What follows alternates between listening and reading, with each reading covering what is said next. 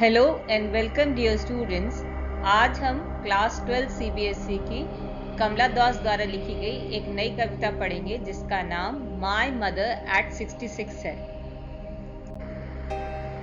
Driving from my parents home to Cochin last Friday morning, I saw my mother beside me, those open mouth, her face ashen like that of a corpse, and realized with pain that she was as old as she looked। यहाँ पे dose का मतलब हल्की सी नींद लग जाना, एशन मतलब रंग विहीन या रंग का फीका पड़ जाना, कॉप्स मतलब डेड बॉडी। फर्स्ट स्टैंजा में कमला दास रीडर्स के साथ अपना ट्रैवलिंग एक्सपीरियंस शेयर कर रही हैं।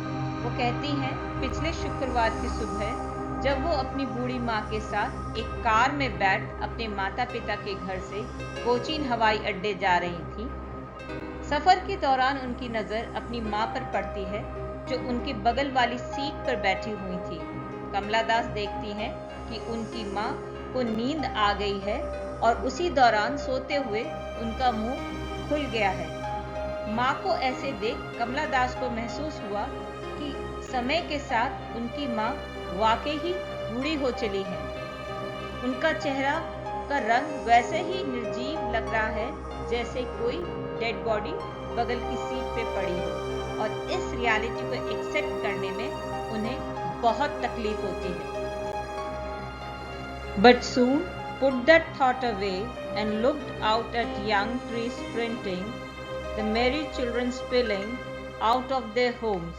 यहाँ स्प्रिंटिंग का मतलब तेज रफ्तार से दौड़ना, स्पिलिंग का मतलब जल्दी से बाहर आ जाना।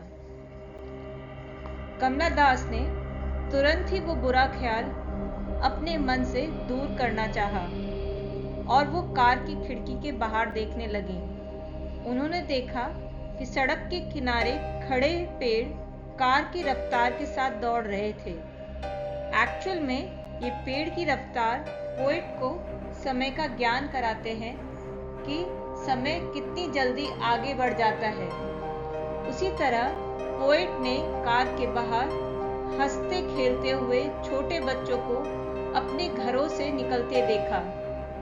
बच्चों के खुशी से भरे चेहरों को देख पोएट को शायद अपना बचपन और वो समय याद आया जब उनकी माँ जवान हुआ करती थी।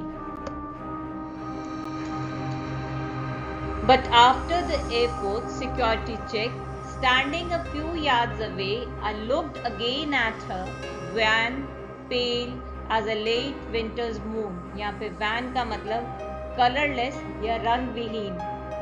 पोएट का कहना है जल्द ही वो दोनों एयरपोर्ट पहुंच गईं और अब कमला दास अपनी माँ से कुछ गज की दूरी पर एयरपोर्ट के सिक्योरिटी चेक पर खड़ी थी। उन्होंने फिर एक बार अपनी दूर खड़ी हुई माँ को देखा और उन्हें एहसास हुआ कि उनकी माँ एक चमक खो चुके सर्दियों के चांद की तरह लग रही थी, क्योंकि वो अपनी बढ़ती उम्र के साथ कमजोर, रंग विहीन और पीली पड़ चुकी थी। माँ की इस हालत को देख कमला दास को अपनी मजबूरी का एहसास होता है कि वो चाह कर भी अपनी माँ के लिए कुछ भी नहीं कर सकती और ये गिल्ट उन्हें तकलीफ देता है। And felt that familiar ache, my childhood's fear, but all I said was, see you soon, Amma। All I did was smile and smile and smile। यहाँ एक का मतलब लगातार दर्द होना। लास्ट स्टैंजा में पोएट ये मानती हैं कि आखिरी वक्त माँ से विदा लेते समय उन्हें बचपन का वही जाना पहचाना माँ से बिछड़ने का दर्द महसूस हुआ। उन्हें लगा कि कहीं वो अपनी माँ को खो न दें या शायद दोबारा उन्हें फिर माँ को देखने का मौका मिले न मिले। परंतु उस वक्त उन्होंने अपनी दूर खड़ी बूढ़ी माँ को देख उस तकलीफ को अपनी स्माइल के पीछे छुपा लिया, क्योंकि उन्हें पता था कि उनकी माँ उन्हें परेशानी में देख दुखी हो जाएगी। इसीलिए कमला दास ने उसी झूठी मुस्कान के साथ माँ को अलविदा कहा कि माँ, हम जल्द ही फिर मिलेंगे। इस कविता की पोएटिक डिवाइसेस कुछ इस प्रकार हैं। पहली पोएटिक डिवाइस सिमिली। सिमिली वो पोएटिक डिवाइस होती है जिसमें दो अलग अलग वस्तुओं का कंपैरिजन किया जाता है और कंपैरिजन के लिए दो मेन वर्ड्स यूज होते हैं, लाइक और age. First example, a face ashen like that of corpse. Second example, fan pale as a late winter's moon. Second example of poetic device is repetition. Example, smile and smile and smile. इस line में smile word 3 बार use हुआ है। Third poetic device personification है।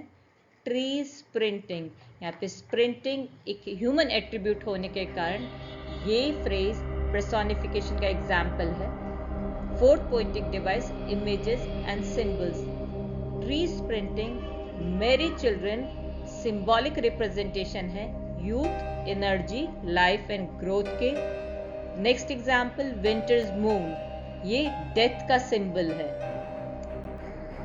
कविता का message कुछ इस प्रकार है, ageing is an inescapable part of human life. समय के साथ उम्र का बढ़ना जिंदगी की एक नेचुरल प्रक्रिया है।